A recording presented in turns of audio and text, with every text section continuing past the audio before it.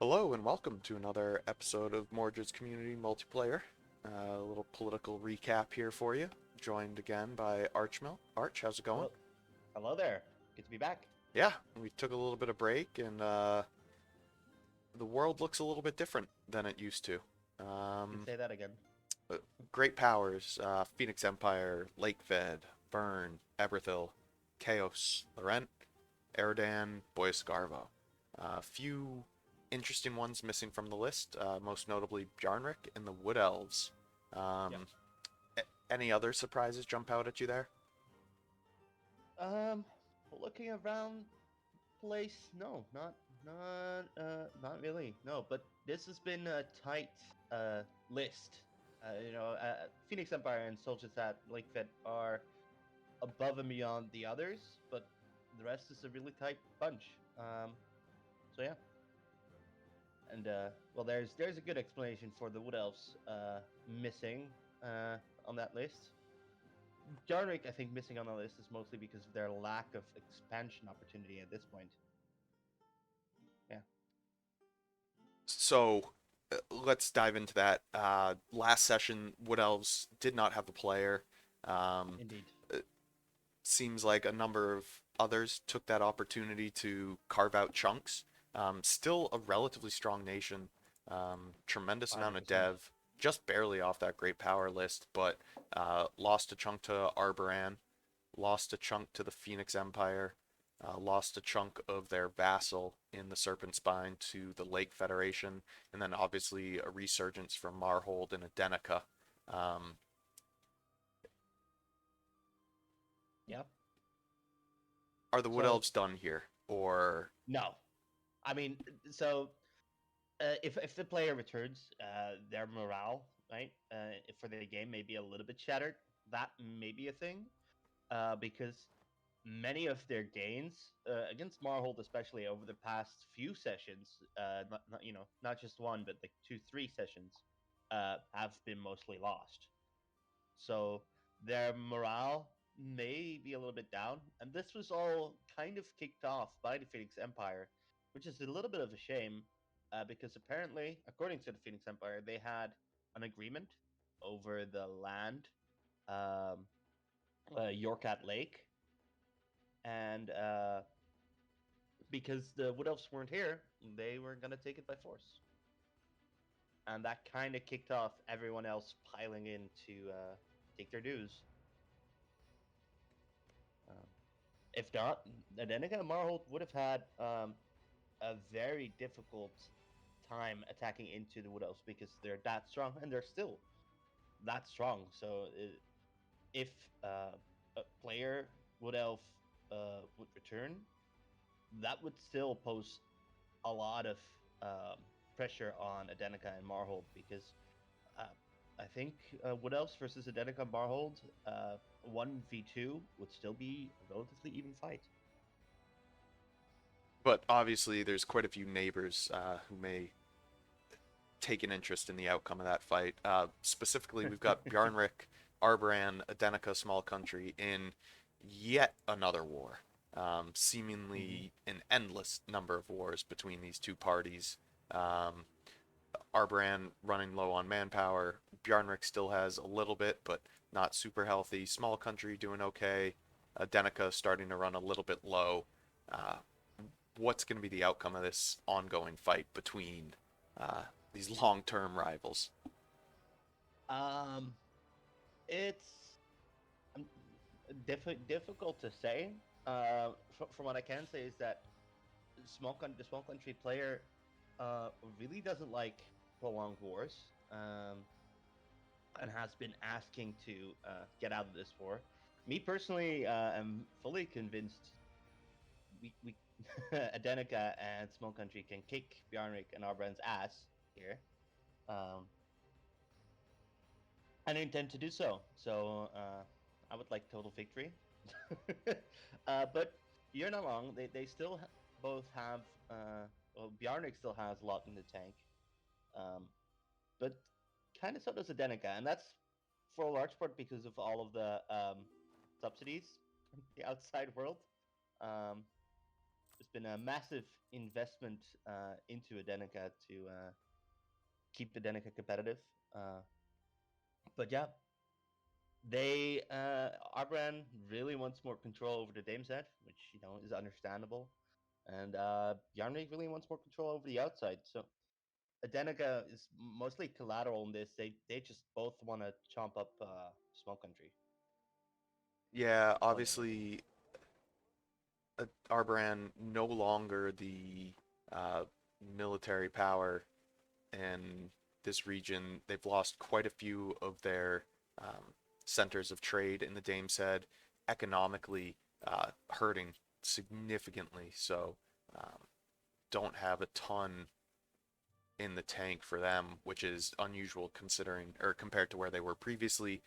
That seems to be mostly to the benefit of Abencost, who Yeah. has expanded into the Dame's Head in a significant manner, now taking in 40% of the trade in that node. But what's going on in the Empire? We've got Ismaria still dealing with the remnants of Jaberd, it looks like, but quite a large nation in their own right now. You've Mhm. got Vern continuing to gobble up what was oddly AI for a very long time. And then Yep. you've got Abencost starting to make inroads off their island. Um, is there any internal tension left in the Empire, or are they continuing to focus outward, and Arbran is just a forgotten member, essentially? I think Arbran is a little bit of a forgotten member there. Yeah. And I wouldn't be surprised if at some point an Embacost and Ismaria would like to pick up the pieces. Uh, but I don't see either Embacost or Ismaria go against Vern. I think they'll stay loyal there, and especially Embacost has played a little bit of a low key game, and yeah, as you can see, that they've started to make some inroads that may well make them some enemies quickly. I wouldn't be surprised if Laurent wants that land they have in Westham, uh, or that someone else may want that land they have in Dame's Crown. So I can see some issues there, and I wouldn't be surprised if Arbran is on the butt end of that. Um, as you said, as Maria has been taking their time with Jabert, Jabert's dev per province is kind of ridiculous in a couple of these provinces, and that's been part of the reason why expansion there has been rather slow. Uh, but yeah, very highly developed Asmaria, which could, depending on how things end up, Asmaria, for instance, could end up on the Great Power list.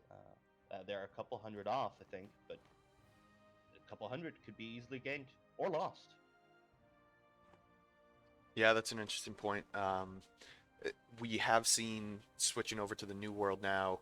Uh, Boy Scarvo, I believe there's questions about the if it'll be AI or player this week, and then Erdan obviously fought some painful wars against Aberthil and has lost a bit of control of their trade.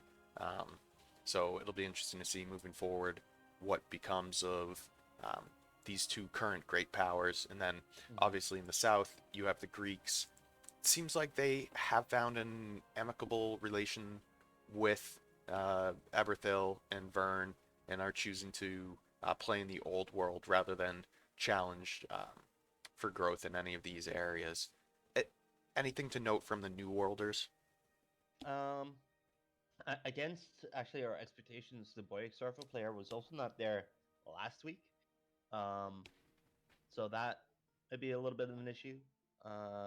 There's indeed, if you say like if they may not be here coming week, then that may definitely pose an issue to their growth, and perhaps a Vern with Wyvern's Bay might be like, oh, I might want some land back in that area.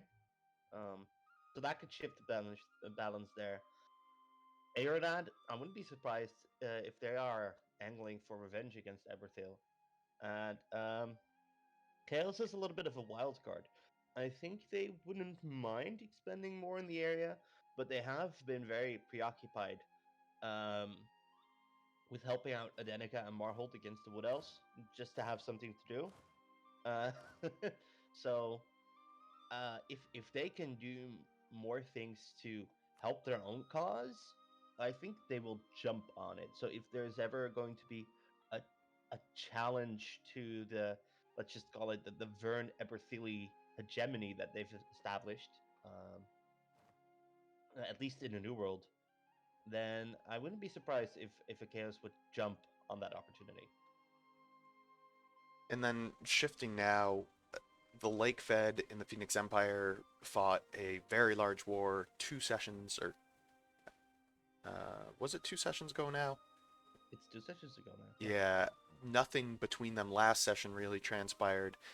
Has it become somewhat of a cold war between these two, or um, we see the Phoenix or the Lake Federation still allied with the Ram Dwarves? Phoenix Empire still has some room to grow in Rahen, but should we expect round two between these great powers anytime soon? Eventually, definitely. Eventually, the players would unlike probably just want to start some stuff just to have fun. Is my guess. But as it stands, I think both are recognizing that they aren't as strong as they could be, and probably want to, uh, yeah, get their own strength sorted before going head to head with the other. I think the Lake Fed still has very potent tech. Something I've heard that once they reach tech 26, I believe, Miltech, they'll get tech 30 units and some pretty insane buffs. I don't know you know the exact details of it, but there's some very potent stuff there. And of course, Phoenix Empire still has more consolidation to do in Rahen, and perhaps wants to have a crack at Eberfield first as well, because of that snake in their territory. So Yeah, it's yeah, interesting to note both Phoenix Empire and Lake Federation have tremendous numbers of buildings left to be built. So, yeah, um, interestingly enough, Phoenix Empire continues to use mercenary companies at this stage of the game. Oh well. So, here we are, mm-hmm. 1679. We've got Indeed. continuing war involving the Eskins, obviously tension or anticipated conflict involving the Wood Elves, whether it's against the AI or player. What's this week's session have in store for us?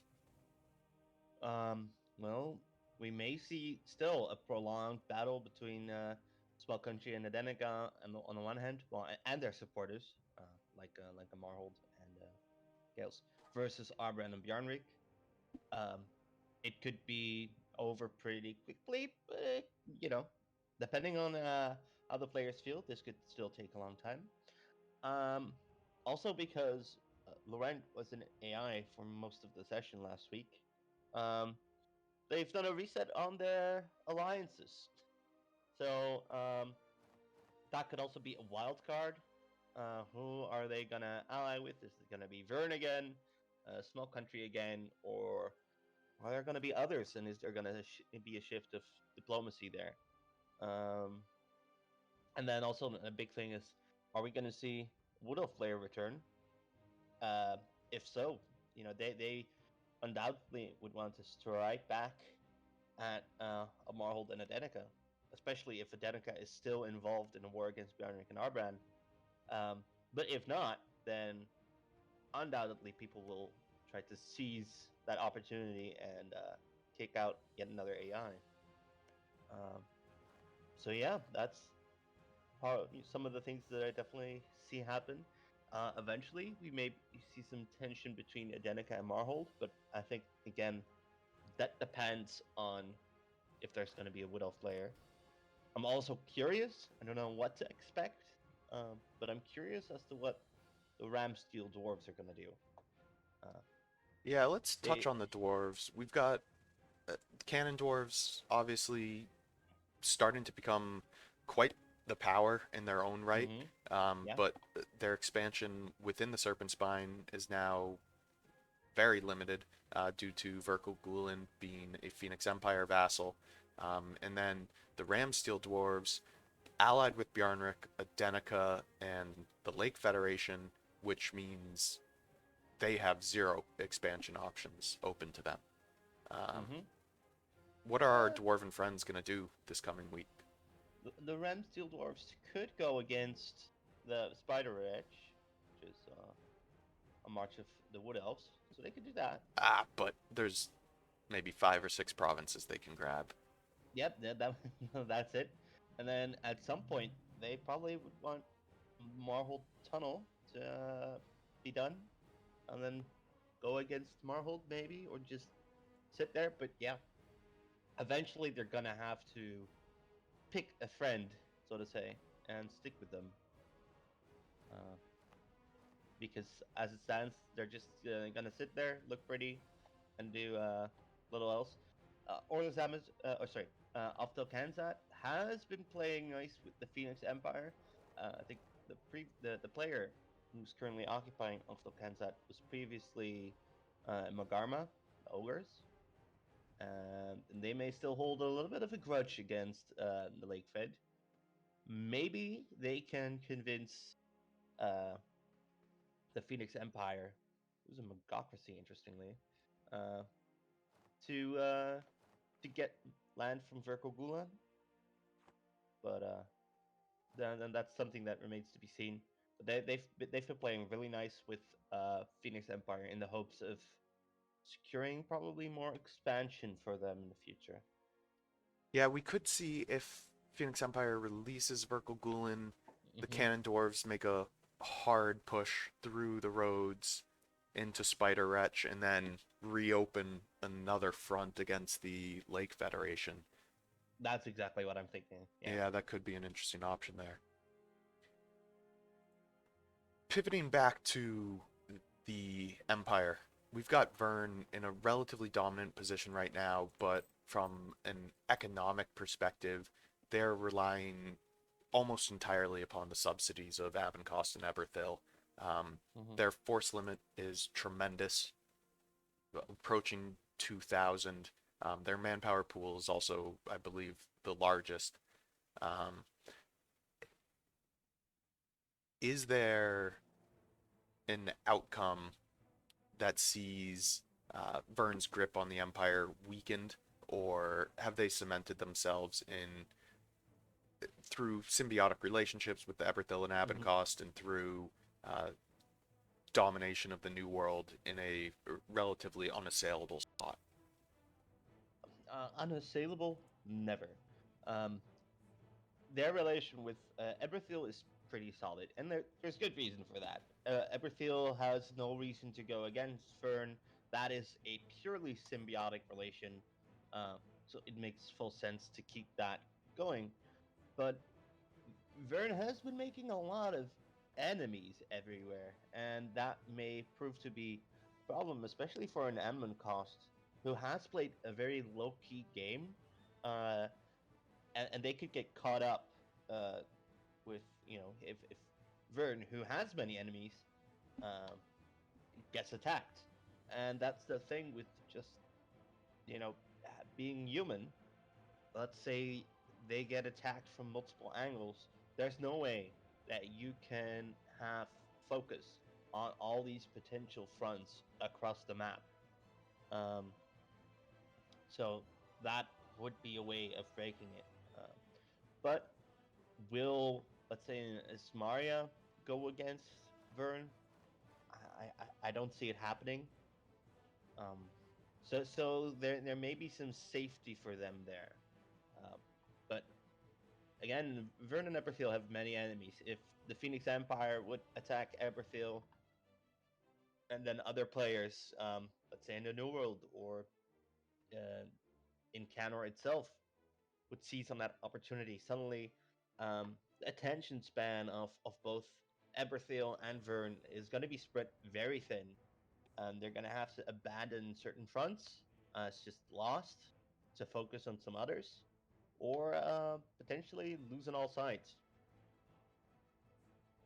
But yeah, that remains to be seen. That depends a lot on what kind of Diplo Vern is able to do. That also depends on the loyalty of, say, Ammoncost and Ismaria, or even Eberthil. And once again, we'll circle back to that great power list. Who's going to drop? Who's going to pop on in this next week's session if any changes are made? I wouldn't be surprised if Boyac Sarvo drops off, especially with talk of them not being there. If they are there, then I'm not that sure. Um, who could drop on? I mean, that if the Wood Elf player returns, could be the Wood Elves. Um, and other than that, it's difficult. It so much can change. Like even an Adenica could get on if there's no Wood Elf player and they can capitalize on that. But if they're going to be stuck in this war for very long, they won't. Um, Oh, it yeah. actually, so now that I'm taking a closer look at this, our good friends Bjarnrik are only off the list due to their lack of institution. Oh, but then again, yeah. Okay, that may well push them back on. uh, but depending on how things go, if they lose some land in this war, how close are they on the list? Or yeah, They would be just below Aordan. okay, yeah. Then probably Boyk Sarfon is out. Bjarnik would be in, but then again, Bjarnik could lose some land here potentially. Well, That might gain some land as well. yeah, it's certainly going to be an interesting one. And thank you for the time, Arch. Appreciate it. No problem. Good to be back.